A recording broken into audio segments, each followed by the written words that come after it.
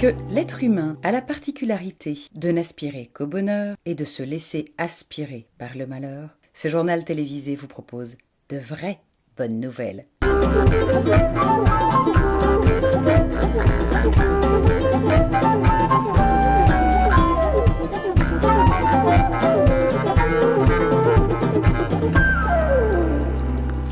Bonjour à vous, bonjour à tous. Bonjour. Bonjour Rebecca. Bonjour Elvire. Ça va? Bah ouais, très bien, la grande forme, détendue dans ma baignoire quoi. On est nickel. Alors, on est détendu et pourtant, on a eu des informations qui étaient un petit peu particulières. Ça s'est un petit peu bousculé, on sort des législatives. On peut dire qu'on en sort encore. On en sort, grandit, je sais pas, mais un résultat assez déroutant. On en sort. S'agissant de l'abstention. C'est l'abstention qui nous a le plus marqué. Alors moi, j'ai lu une information que je trouve assez délirante, donc j'ai envie de la communiquer. Peine-le-Sec, le désert des urnes, c'est le grand titre qui est dans Le Monde. Dans un village de la Drôme, personne n'a voté au second tour des législatives, et même pas Madame le maire. Ouais. Alors cela dit, l'article est de Gérard Méjean, merci Gérard Méjean, 15 inscrits. Ça devient finalement un peu un symbole de ce désamour des de la gens, politique. Voilà, pour la politique. Et en même temps, ce qu'il y a d'assez paradoxal, je trouve, de mon point de vue, c'est que les gens partout se mobilisent. Il y a des mouvements citoyens qui ont lieu partout dans toutes les communes, dans tous les départements. On voit que ce soit, alors on va parler des AMAP par exemple, donc les AMAP pour tout ceux qui ne le savent pas, c'est tout exactement. Association pour le maintien d'une agriculture Paysanne, voilà. Je pense aux associations qui sont les associations de quartier pour réparer les vélos, pour réparer les vêtements. Il y a des choses qui se font à droite, à gauche. Il y a énormément d'initiatives citoyennes et j'ai vraiment le sentiment qu'il y a un double mouvement, ce désamour pour la vie politique nationale et à la fois cette envie de faire ensemble, de vivre ensemble, de réinventer, de recréer du vivre ensemble autour des biens communs, que ce soit l'alimentation, les objets, etc. Et cette tension finalement, elle est à travailler, je pense, par tous, par les élus, par les citoyens, à se poser les questions, le pourquoi. Mais c'est intéressant de voir que localement, les gens ont envie, investissent la politique au sens premier du terme, c'est-à-dire... Ils se la changent en fait, parce que la politique, on oublie ce que c'est, mais la politique, c'est quand même travailler sur la cité. C'est une affaire de cité, en fait. Exactement. Et les gens refont des micro-sociétés autour d'initiatives. Ouais. Et d'ailleurs, justement, je suis allée voir, je t'emmène dans le pays Poitevin, vous tous aussi, je vous emmène avec nous pour aller à la découverte d'une initiative citoyenne. C'était à Poitiers même ? Oui, voilà, à Poitiers même, un peu hors de la ville, on arrive proche du fleuve, des forêts, etc. Donc un endroit... Et qui est cette personne que nous rencontrons ? Elle s'appelle Alexandra, mais je n'en dis pas plus. D'accord.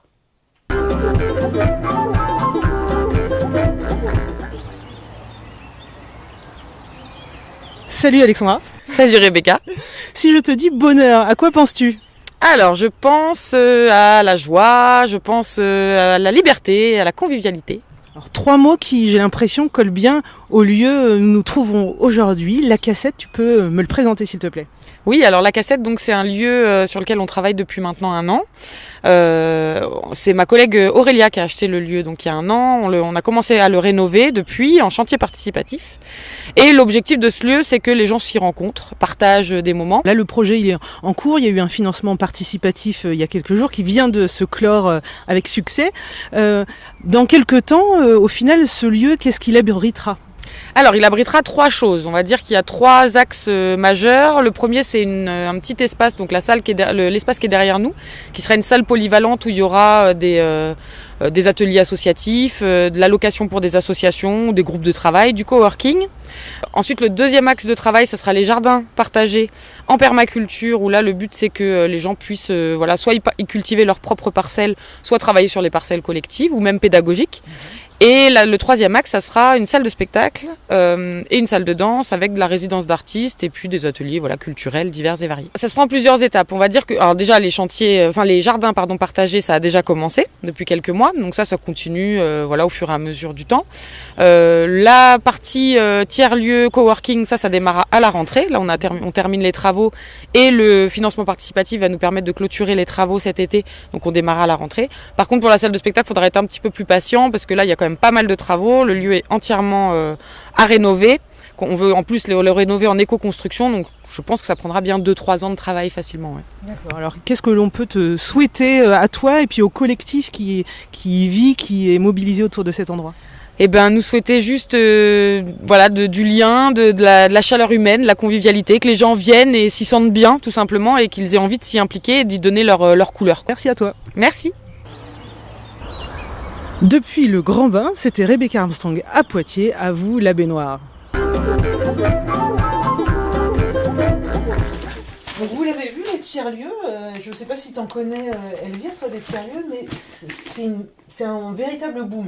Il y en a partout. Oui, c'est ça, c'est ce qu'on appelle des tiers-lieux. Du coup, est-ce que tu pourrais nous réexpliquer ce que... Le tiers-lieu, ça va être un endroit où on va trouver à la fois une offre, par exemple, de coworking, comme dans l'exemple à Poitiers, où on peut venir travailler si on est freelance, indépendant, mais aussi des lieux de création, d'ateliers. Tu parlais de réparation tout à l'heure, ça peut être ça. Également de la culture, une offre culturelle de proximité. Donc des lieux pour se faire rencontrer finalement des gens très différents et pour faire des choses ensemble, partager du moment, des idées, etc. Faire autrement. Ouais, exactement. Faire autrement, il y a cette information qui était pas mal aussi, je la relie avec la politique, on a commencé sur ça. Hein. Être élu pour gagner moins, c'est Ruffin qui a proposé de ne toucher que le SMIC en tant qu'élu. La question jeune député, voilà. Exact. La question qui se pose, c'est que les impôts qu'il va payer, a priori, il les paye sur ce qui est déclaré. Ce qui est déclaré, c'est parce qu'il va donner l'excès, l'argent qu'on lui verse, il ne garde que le SMIC, mais il va donner l'excès. Du coup, il va déclarer des impôts sur ce qu'il aura reçu. Il aura quand même reçu. Ouais. Donc on lui conseille de faire son don après calcul. Oui. Évidemment, sur quoi il donne quand même une bonne partie à l'État, c'est très bien, hein, mais il faut faire attention quand même. Je lui souhaite de ne pas s'endetter pour nous servir, parce que c'est bien gentil, monsieur Ruffin. Moi, ce que j'attends avec toute cette fournée de jeunes députés, c'est qu'ils apprennent vite, se mettent au travail et soient à l'image de l'envie dont on parlait tout à l'heure, des citoyens, des gens en général, de penser collectivement autour d'initiatives qui changent la vie au quotidien et qui favorisent l'adaptation, la transition de la société sur des modèles plus collaboratifs, le vivre ensemble, les biens communs. Moi, j'aime beaucoup cette notion-là. Bref, donc à eux de bosser maintenant. Et du coup, c'est pour ça qu'on va trouver que sur la rue de Solferino, il y a eu une petite blagounette de la semaine. C'est pas faux. La petite blagounette, c'est pas faux. Il y a quelques jours, donc, un plaisantin qui a passé une petite annonce originale, on va dire, en ligne. Il a mis le siège du Parti Socialiste en vente sur le site du Bon Coin. Bon, c'était de l'humour. Mais en effet, je rappelle tout de même, on l'avait dit, je ne sais pas si vous l'avez entendu, relayé par la presse d'une manière générale, la rue de Solferino, évidemment, symboliquement, c'est le Parti Socialiste, mais c'est aussi des salariés qui sont derrière. Oui, Donc il y a des gens qui travaillent, voilà. Allez, on va revenir à quelque chose de plus zen. Oui. Quel était notre sujet là maintenant? Ah, l'hypnothérapeute. Ouais, voilà, c'est ça. Une rencontre à un siphonné, non? C'est un siphonné, c'est mon deuxième siphonné. Donc mon deuxième siphonné va vous parler d'hypnothérapie. Et nous donner un tuyau, parce que quand on a fait la fête dans ton petit truc à Poitiers là, voilà, dans ton tiers-lieu, quand on s'est pris un petit peu la tête sur toutes les histoires, machin, des fois il faut quand même qu'on réussisse à s'apaiser pour dormir. Bref, c'est Michel Cabaret qui va nous en parler.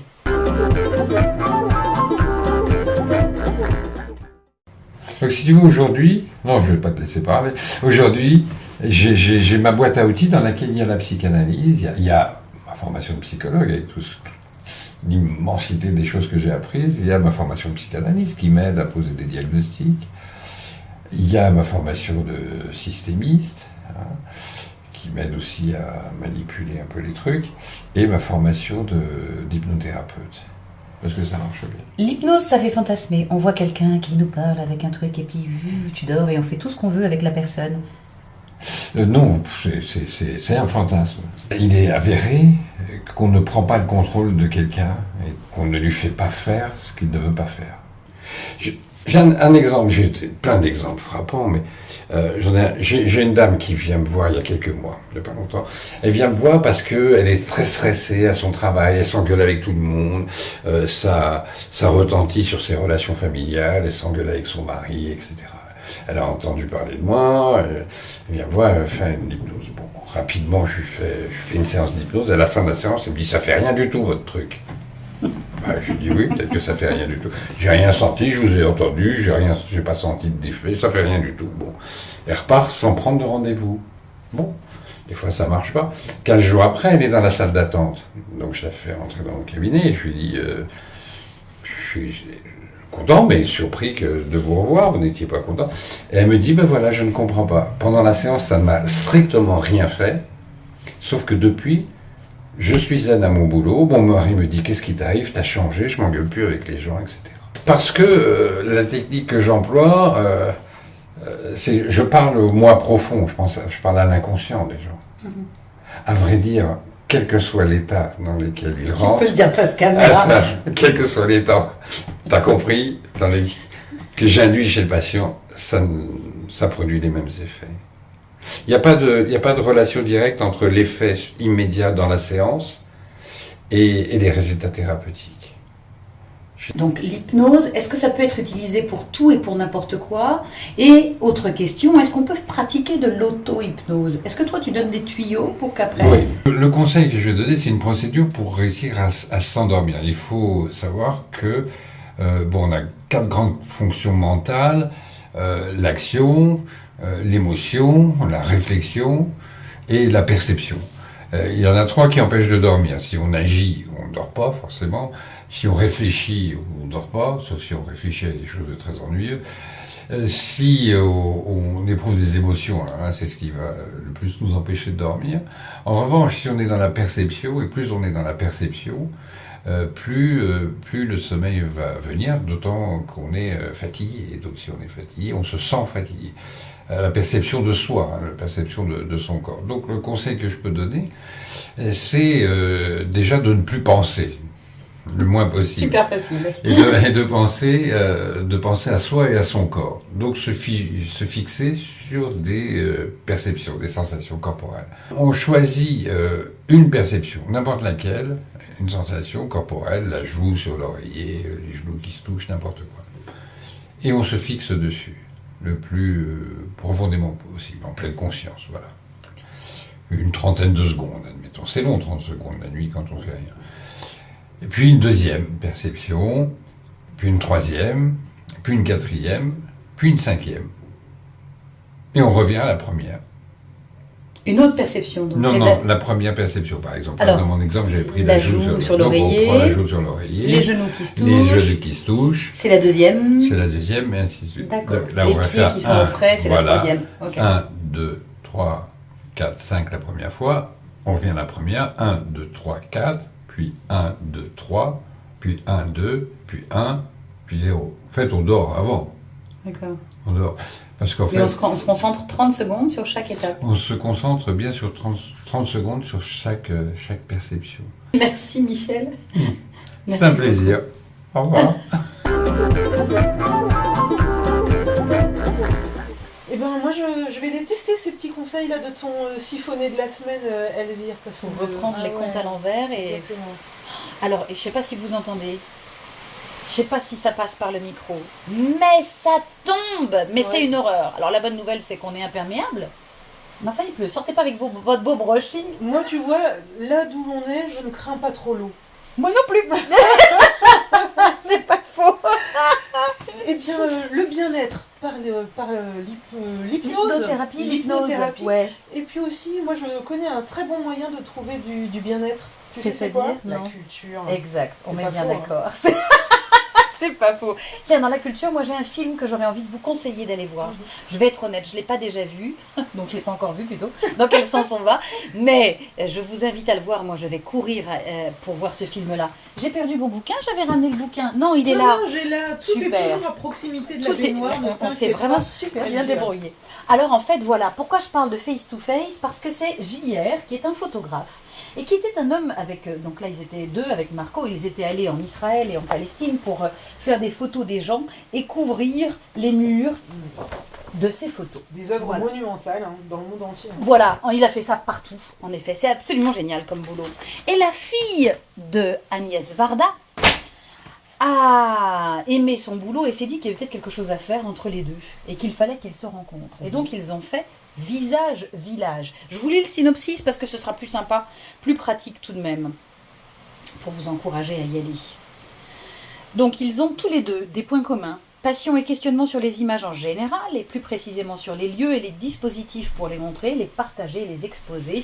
Agnès a choisi le cinéma et JR fait de la photo. Il a choisi d'ailleurs de recréer des galeries d'art en plein air partout dans le monde entier.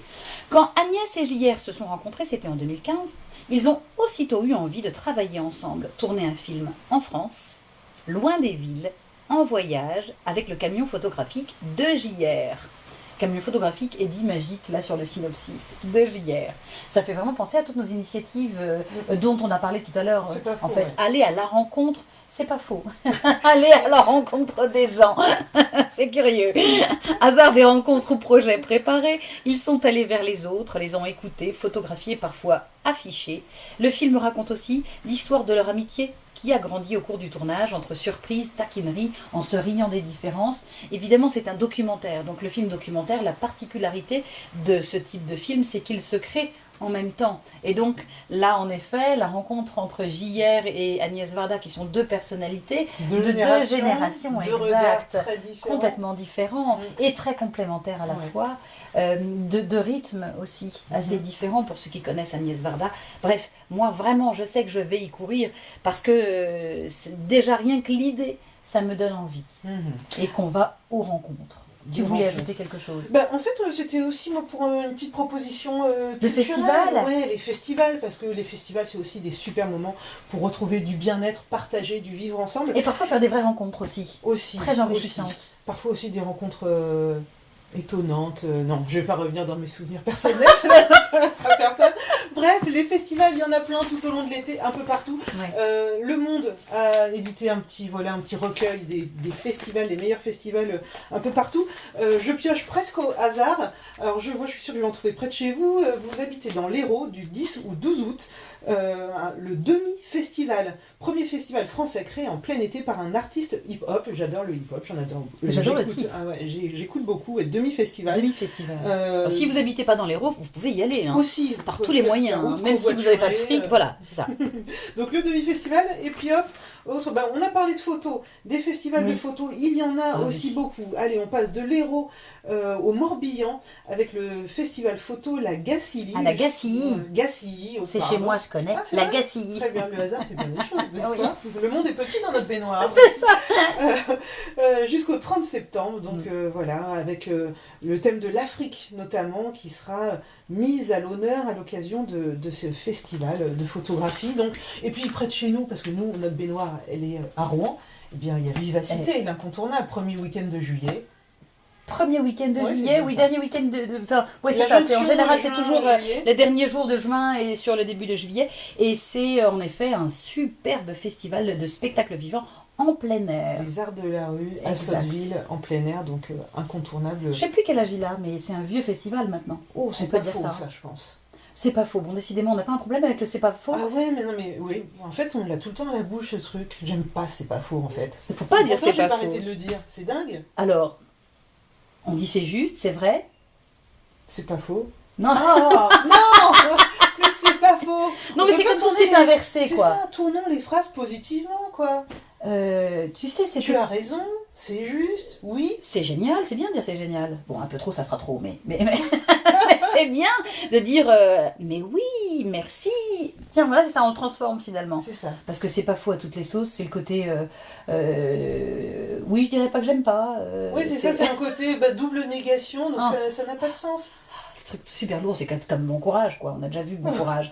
En cuisine, quand je fais à manger et que je demande alors, c'était bon, et qu'on me dit c'est pas mauvais. Ah, c'est horrible! C'est pire encore! C'est horrible! C'est pas mal! Ça fait vraiment, c'est pas mal. Non, c'est pas bien, enfin. Mais pardon, mais non! Pensez positif, bon sang! Nos expressions. On n'est pas bien là dans notre baignoire? On est bien là dans notre baignoire! C'est juste, Elvire. On vous souhaite une excellente semaine ou moins, on ne sait pas quand on reviendra, mais c'est avec un immense plaisir que nous on se retrouve là. Très ouais. C'est pas faux! Non! À très vite. Ciao. I don't want to set the world on fire. J'ai pas envie de foutre le feu au monde.